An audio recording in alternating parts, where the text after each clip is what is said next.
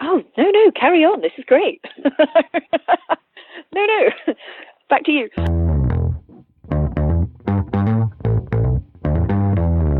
You're listening to the Author Stories Podcast, bringing you the story behind the stories and the storytellers.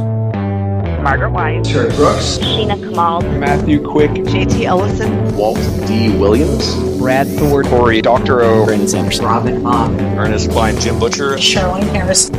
Visit hankgarner.com for archives of all the shows. Today's guest is Rosey Walsh. Hey everybody, thanks for tuning in to Author Stories. You can find all of the archives of the show over at hankgarner.com. There are handy links over in the sidebar on the right-hand side where you can subscribe to the show. You can find all of the archives in a handy little drop-down list, or there's a search bar where you can search for your favorite author and see if they have been on the show in these past more than 400 episodes. Thank you to our sponsors for allowing us to do this. And we've got some new sponsors coming on. Daniel Kinney, my favorite middle grade author, is just doing amazing things right now. He is publishing like a madman, but he's putting out excellent books. I buy his books for my nieces and nephews all the time. My kids are a little older now, but my nieces and nephews, I buy Daniel's books and put them in their hands. They are top shelf quality and really fun books. There's a link to Daniel's Amazon page in the show notes, and we're going to be highlighting more of his books as we go on this month. But go visit Daniel Kinney and buy his books for your favorite kids, and they will love it. Roy M. Griffiths has a new book, Bringing the Fire, The Lonesome George Chronicles, Book 2. Roy is really doing some amazing stuff in speculative fiction, and we're going to be highlighting more of those as the month goes on. But go pick up Roy's newest books. There's a link to it in the show notes. If you're a fan of alternative history or war and military thrillers, you're going to love these books. There's a link to it in the show notes. Also, thanks to my buddies Nick and Jason from Galaxy's Edge for sponsoring the show. I would like to welcome back as a sponsor to the show Nick Breaker and his fantastic series Essence. Book 1 Septima and Book 2 Alta are out now. Nick is feverishly working to release Book 3 now. It's in editing, and you are going to absolutely love this series. Troy, with his irrational fears, is the least likely person to lead a war, but that doesn't mean he can escape his destiny. This fantastic science fiction action series is full of great characters, great character development, lots of action, and lots of weird science fiction goodness. If you love a great character-driven story with great science fiction, you are going to love this series. Essence. 2 books are out now. Book 1 Essence, Book 2 Alta, and the 3rd book will be here soon. Get into this series now. Everyone's talking about it. Thank you, Nick Breaker. Thanks for tuning in. As always, at the end of the show, we have an audiobook clip from Richard Gleaves, the Jason Crane series. He enlisted for the money. He stayed for the girl. Gateway to the Galaxy, the new series everyone is talking about, beginning with Book 1, Into the Breach. Frank and Marine Space Corps 1 find themselves across the galaxy in a WWE smackdown with the legions of a boss-level villain. But the party's just getting started. He donned the mantle of a celestial knight to impress a girl, well, an empress. Now destiny's calling in a debt. A lightning-paced military fantasy full of outlandish comedy and impossible situations that will have you hailing for these Marines from the get-go. For fans of Green Lantern and the Stargate universe. Listen to what some readers are saying. This is good stuff. Thanks for the new obsession. I recommend and can't wait for the next book. And the visual pictures and action are amazing. They're getting the band back together, and this time, it's serious nonsense. Pick up the Gateway to the Galaxy series by Jonathan Yanez and J.R. Castle, available now on Amazon.com. There's a link to it in the show notes. Gateway to the Galaxy. Well, thanks for joining me again for the Author Stories podcast, where I bring you the story behind the stories and the storytellers. Today, I'm really excited to have Rosie Walsh on the show with me. Rosie has a brand new novel called Ghosted, and it is absolutely fantastic. When you see the cover image to reading the blurb and then getting into the book, this is one of those books that I promise will stay with you for quite a long while. Welcome to the show, Rosie. Thank you, Hank. What a lovely introduction. Well, thank you. I'm excited to have you. Like I said, I'm a big fan of the book. And we're going to talk all about it in just a minute. But before we do, we begin each show with the same question. And that question is, what is your first memory of wanting to be a writer or a storyteller? That's such an interesting question, actually, because I'm not sure it's a memory that I consciously hold. I think possibly deep down I'd always wanted to be a writer, but assumed that that just wouldn't be possible. And I think even when people said to me as an adult, oh, gosh, why aren't you a writer? You send such wonderful emails, or you write such wonderful write-ups, or I still just assumed they were just, I don't know, a bit crazy. So it wasn't until an editor tracked me down, because she'd been enjoying a blog that I was writing at the time, and said, hey, you should write a novel. And to which I responded, oh, no, I don't think so. That I actually began to think, oh, my gosh, I could actually write a book and people might read it. So I don't know if that's just a story of not believing in myself sufficiently or not. It really was not something that I had ever considered until that moment, even though probably it was in my bones from a very young age. Oh, I'm very sure of it. I really believe that people are born with the gift to tell stories, and then if you decide to, formally take those things and write a book or whatever, that's a whole other thing. But I think storytellers are really made. You just kind of have it or you don't. What is your? Were you a big reader as a kid? Oh gosh, yes. I mean, I read the local library dry several times over, I think. Luckily, I went to school right next to a library, but we still had the mobile library, like in a big truck that would come and visit every month or so. And I used to long for that visit, because it meant that I could try and get a book out that I hadn't already read, because they used to rotate stock at county level. And I just remember reading books over and over again, because they just so profoundly touched me. But whatever it was, even if it was one of my mum and dad's books that I couldn't really understand, I was always reading. I mean, probably 4 or 5 books a week. Right. Man, what sorts of things captured your imagination? Well, I used to read everything. Did you have Willard Price? Was he an American writer, or was he? No, not ringing any bells. No. So there was a writer called Willard Price who used to write adventure books, and I used to love them. They were kind of aimed at boys, I think, but I could not get enough of them. But I think my absolute favourite was a British author called Patricia Leach, who wrote a series of books about a girl and her horse who lived on a sort of wild moorland in the north of England. And those books just blew my mind. There was something about the combination of the British countryside, and actually when I think about the book that I've just written about Ghosted, I can see that never quite left me, that wonder at, the power of the surroundings, and the freedom that she had, and the sort of torrent of emotions that she experienced as a teenage girl. I remember just being absolutely captivated by them. And I'm glad you asked me that, actually, because I think many of those elements sort of informed the writing of Ghosted. It is a very emotional story set in the British countryside. Well, I like to get those early stories from people because, one, it helps to put us in a good frame of mind to think of those early memories that kind of made us want to do what we do. And I think that's always beneficial. But I also like to see those threads that continue on through our lives and through our art, because I do think that those things have those early experiences and those early things we're exposed to are kind of formative, and they do tend to stick with us, and sometimes in really strange ways that we would never think, but when you start following that thread back, you get to those.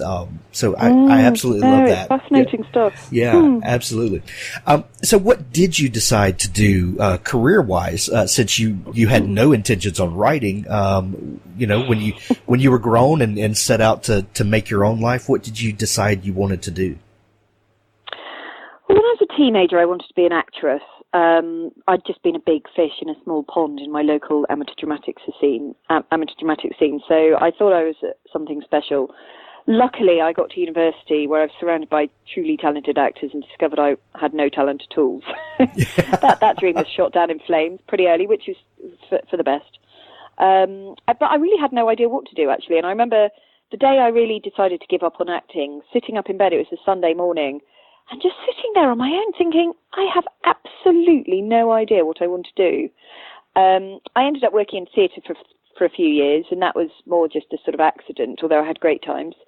And then I drifted into television after a conversation with a friend who thought that it was something I'd be good at. And, I did really enjoy it. I had some amazing jobs, and I travelled the world and got to meet, really extraordinary people, and actually lots of really ordinary people as well. And I think, when you travel the world, it's quite hard to just meet ordinary people living their lives, most of whom, I guess, have a story to tell, otherwise I wouldn't have been interviewing them. But I had a wonderful time, but was it my passion? I can't honestly say it was. And so when I was approached about writing a novel, and I sort of brushed off the suggestion, but then began to take it seriously, I just had a moment of pure joy imagining that being my actual life, and getting to wake up in the morning and, yes, not have to go to an office or anything, but, it's not like I hated television, but to own my own time and to be able to create something that was completely mine. It felt like the most miraculous thing that could happen to me, and it did. I guess I'm incredibly lucky on that front, because I could have just carried on in television forever, and it might never have happened had that woman not have approached me. I don't know if I would have ever done it. That's such a great story. I've met so many writers that are frustrated actors or directors that never really were able to get their vision across. Maybe in another medium, maybe they felt like the other medium was their calling or the thing that they were meant to do, and it just never quite materialized. But then they sit down to write, and they are in full control of the story, of the actors, of the entire set, and then you realize, oh, this is why that thing didn't work, because this is where I'm supposed to be. Have you ever right? Have you ever felt that way? Yes. Although it's interesting what you're saying about kind of when you sit down with your manuscript, you're in full control of it. What's curious about writing is that you often don't feel like you're in control of it. Yeah, a lot of that comes in hindsight, doesn't it? Yeah, all of these characters and storylines just rolling around slightly beyond your grasp, out of reach. But of course you are in control of it, because there's only one writer. And yes, I did. I mean, for me, I don't feel that until I've finished each book and I finished editing it. And it's only at that moment that I really, truly believe in that book, which it's a shame, obviously. I'd love to believe my book's a little earlier than that, but that's just, I think everyone approaches these things differently. But yes, certainly certainly with this book, when I finished Ghosted, I just thought, gosh, that's a book that I was meant to write. And I've been meant to write that, I should have written that book a very long time ago. This is me. This has come from my heart in a way that probably none of my previous endeavours quite had. Not to detract from what I achieved, in any part of my career, either as a writer or a television producer, or as somebody who was working in theatre. But this was me. This really was right from my heart, and I guess it will always be incredibly special for that reason. Did your time in television help your writing in you were talking about meeting real people that were just living their lives, in kind of paying attention on purpose to people? Do you think that helps in writing characters and creating believable people on the page? I think it did. I mean, I think all writers do have that innate nosiness. That's a great way to put it. I think I do think we obsessively study other people and sort of impose inner lives on them that we'll never know if those imaginings are truthful or not. When somebody says something to me, I will often not take it at face value. I'll really think about what's really going on for them, and I think without that, I don't think anybody could really be a writer. I mean, I guess if you're writing really plot-driven fiction, you could. But I think character-driven fiction, you've just got to have that nosiness. But I think, yes, television really helped me distill that nosiness into something practical, and to learn how to walk into a situation, a short interview or something, and extract from that the really important parts of that person's personality or their history or whatever. I think it taught me all sorts of skills. Although I must say it was very helpful in terms of teaching me to have very long form deadlines, because television's always last minute. It's a real scramble to get it done. There's a whole load of people trying to get it done against the odds, and the deadline's always yesterday. And when I started out as a writer, suddenly the deadline was, there wasn't a deadline. It was just me and my manuscript whenever I happened to finish it. And that's taken many years to work on, and I still wouldn't say I've nailed it. Well, let's talk about Ghosted, the new book that's out now. First off, a lot of times there's an incident or a conversation with someone or something like that, and the idea for a story just kind of burst into your head. Did you have an experience like that with this book? Sadly, yes. I've been ghosted, of course. I think most people have been. First off, what does ghosted mean?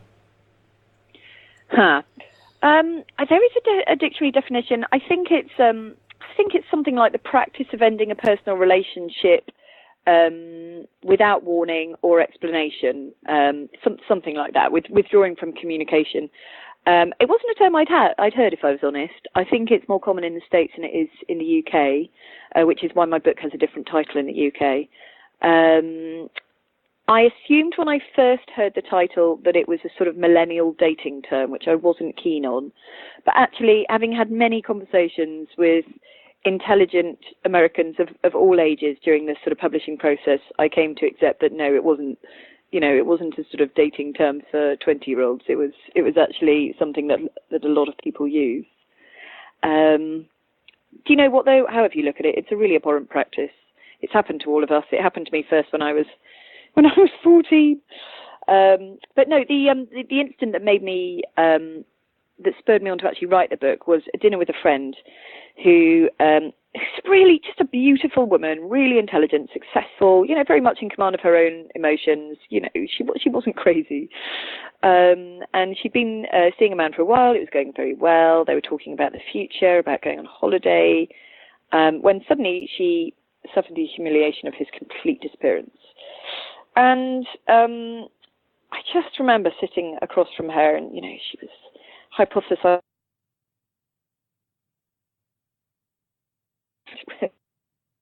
Had his phone broken, and of course I didn't say to her, "This is absurd. He's just ghosted you," because I've been there and I know how painful it is, and I also know how easy it is to deceive yourself when this happens. But I just felt so furious this was happening to a woman of 42. Particularly a really fantastic woman of 42. I came home and I emailed my agent and said, I want to write a story about this. And I said, but because it's a novel, I'm obviously going to write about that 1% of times in which there's a good reason why he didn't call. And that's what I did. It took weeks to figure out why he hadn't called. And I knew that I wanted there to be a major plot twist and readers to sort of think they knew what was going on, and then to have that confounded several times over.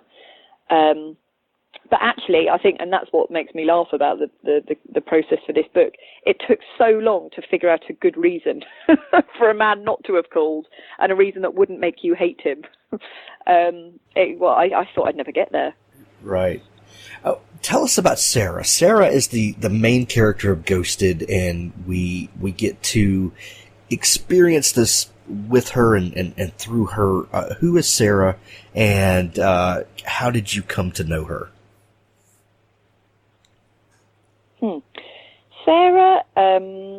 Sarah's approaching 40. She's been married for 17 years, and earlier that year her marriage came to an end.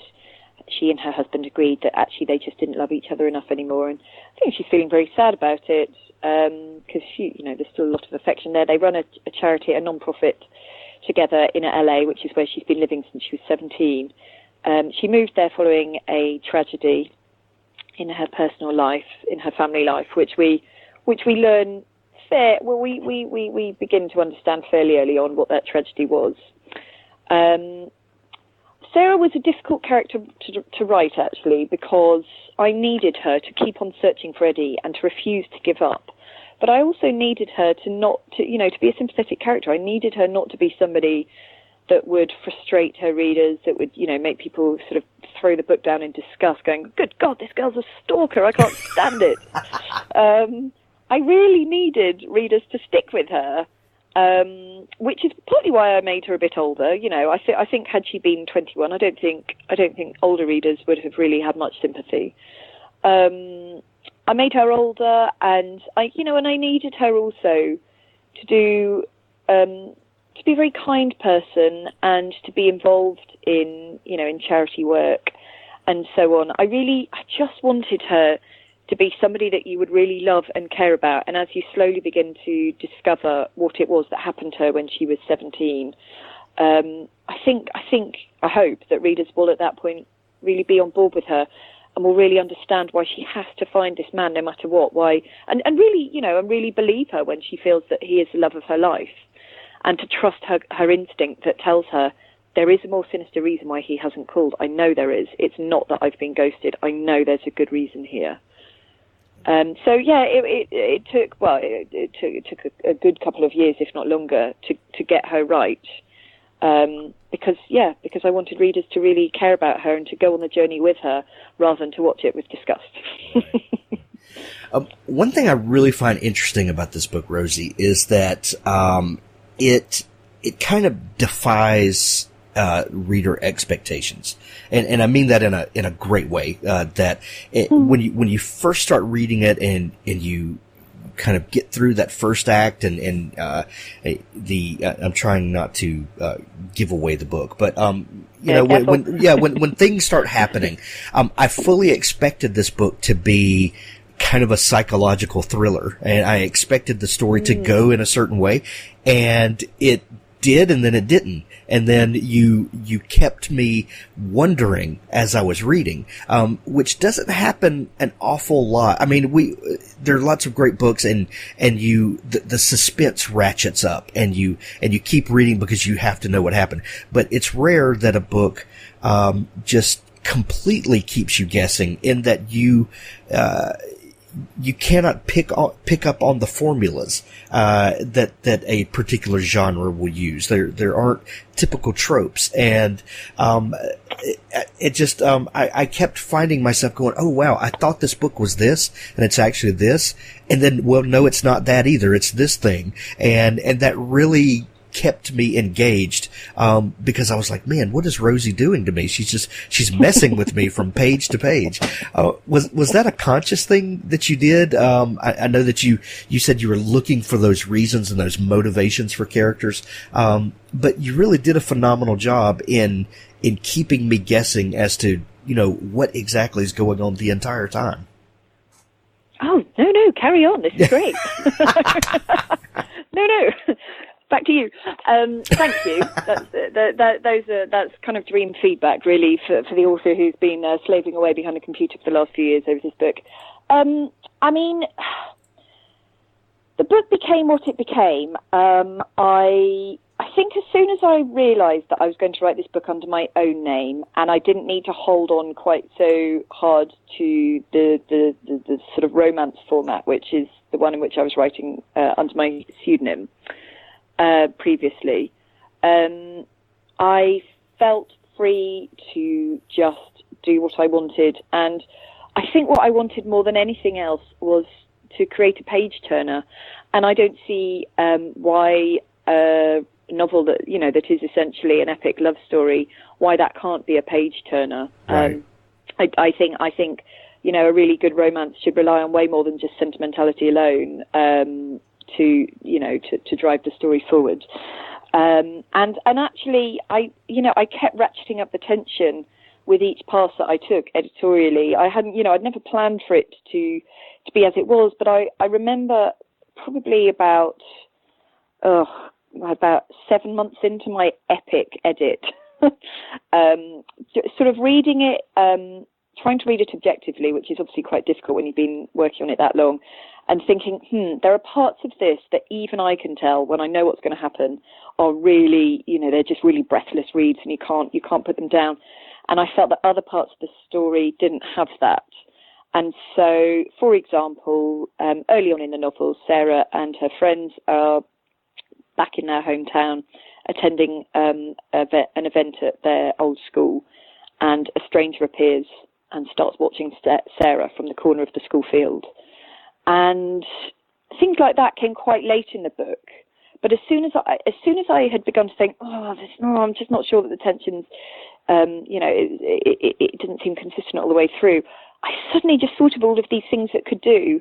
And actually just that moment with that person watching, is so important and fundamental to what happens. But it's also really fundamental, I think, to the final pace of the novel.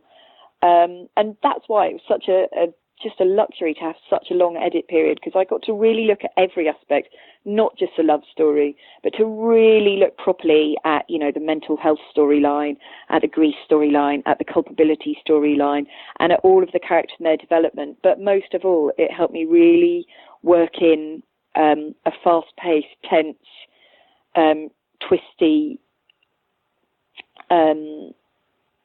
aspect, because it wasn't working for me without that. It's a difficult book to define. I've heard people calling it all sorts of things. And what's been really interesting is that, luckily for me, it's been translated into more than 30 languages. And looking at all of the different book jackets has been fascinating, because some of them have gone all out with romance, some of them have gone kind of psychological thriller, some of them have gone sort of domestic suspense, some of them have gone sort of classic reading group. And it really, I think that's why it's been quite a challenge for its editors to package, because it's many different things. It sort of crosses many genres. And that's why I think the team at Viking have done such an outstanding job with the book jacket, because I think that jacket says so many different things to so many people. I mean, I can't pretend to be hugely knowledgeable about US jackets and marketing, but I think that jacket really speaks to all sorts of people on many different levels. And, the response to it so far online has been fantastic. I think people really are drawn to it, which is no small feat for them, I think, trying to jacket a book that spans so many different genres. Yeah, I don't want that job. That's... No, I don't. that's crazy but they talk. just went away and came back. I don't know how they did it. Normally, as an author, you go back again and again with your agent saying, "Oh yeah, but I'm not sure about this." They just nailed it straight away. It was just incredible. Yeah. What kind of research goes into a book like this, other than conversations with friends? Was there any specific things that you really wanted to learn about this practice, or maybe why people do the things they do? Was there anything specific that you tried to really bone up on?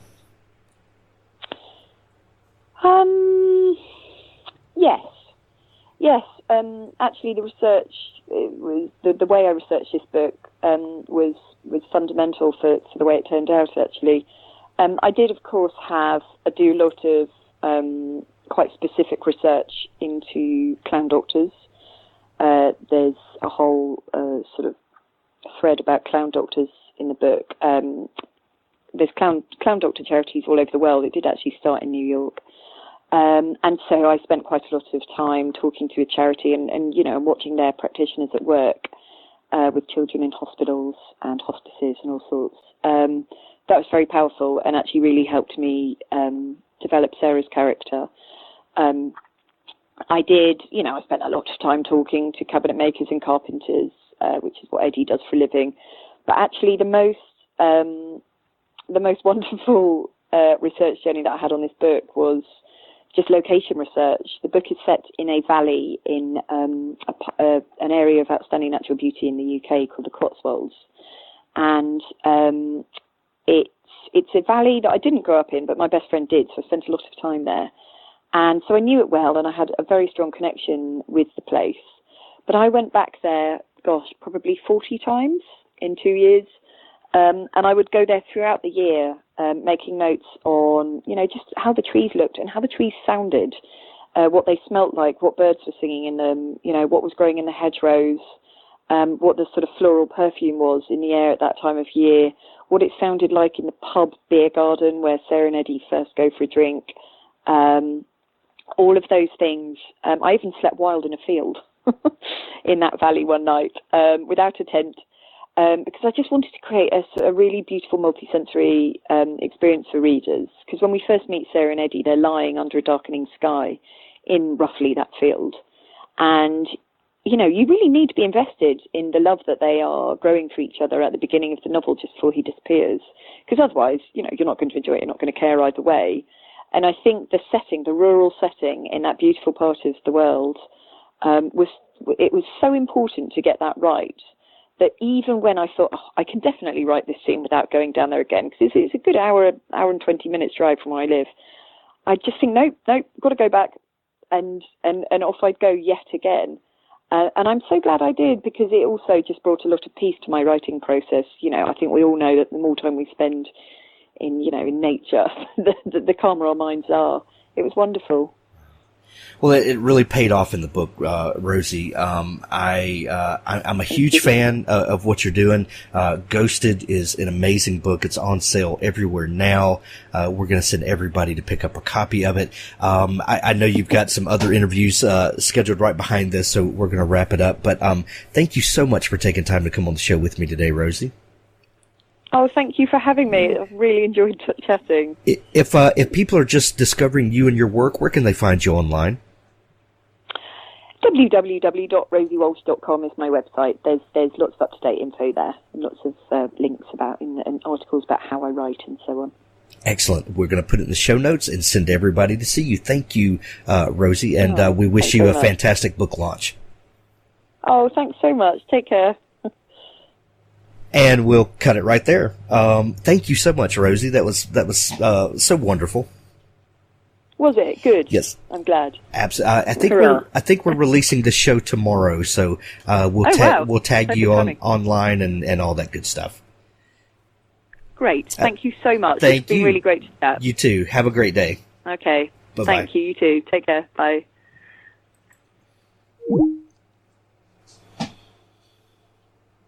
Thanks for listening to the Author Stories podcast.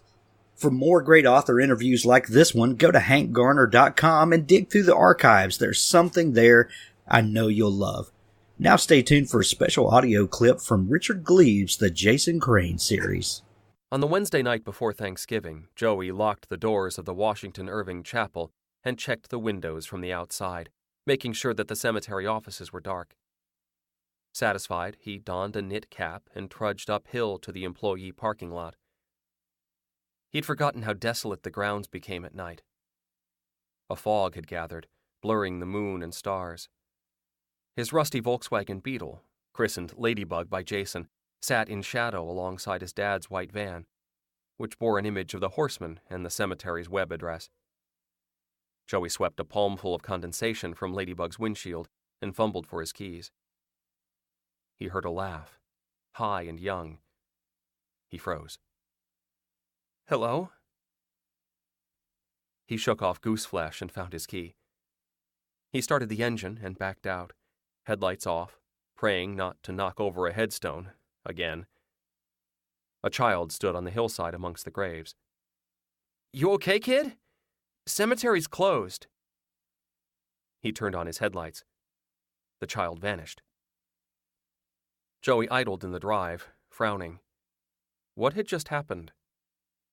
He turned off the headlights and waited for his eyes to adjust. The silhouette reappeared. The child stood in the road now, blocking his way. He and the ghost stared at each other. He bit his tongue and squinted over the steering wheel. He couldn't resolve the ghost's features, only a tiny body in ruffles? Yes, a dress. A little girl with shoulder-length hair. The figure crouched, threw its arms over its head and skipped away. A giggle followed after. The ghost skipped up the hill, turned around, and beckoned through the fog. "Please come." Joey shook his head. "No way. Ain't gonna happen." But he felt compelled to follow. What could a little girl do to him after all? He would keep a safe distance. The gravel sounded like soft rain beneath his tires. It drew him helplessly, past weeping cypresses and mausoleums blue with moonlight. He followed the giggle, the skipping ribbons, the little body made of shadow and quicksilver. The north end of the cemetery grounds rose to a steep wooded slope. The ghost had led him to Section 77, the northernmost boundary of the cemetery, but he'd lost her. He killed the engine, summoned his courage, and climbed out. The night air brought him fully awake. "Where are you?" he whispered, scanning the graves. A row of diseased hemlock trees stood at the fence line. Joey knew them well. They were dying, infested by some parasite called, he fished for the name, woolly adelgig. His crew had cut them back many times, lopping off limbs and heads, trying to save them. The hemlocks had grown back twisted and tormented. They stood as a row of grotesque sentinels guarding the threshold of the forest. The ghost climbed the slope, spun at the fence, and sat hugging her knees. The black mass of the Rockefeller State Park Preserve loomed behind her. "What do you want?" Joey whispered. "Play." He stepped forward, hands shaking. He just wanted to see her face, the face of a real ghost. To see the curve of her cheek, the sparkle that might have been her left eye. "Come and play, Joey." He froze. The sound of his name terrified him. She pointed over his shoulder. "Play with us." He turned and realized his mistake. He'd driven with his eyes on the girl, trying not to lose her, never looking behind. They had been followed.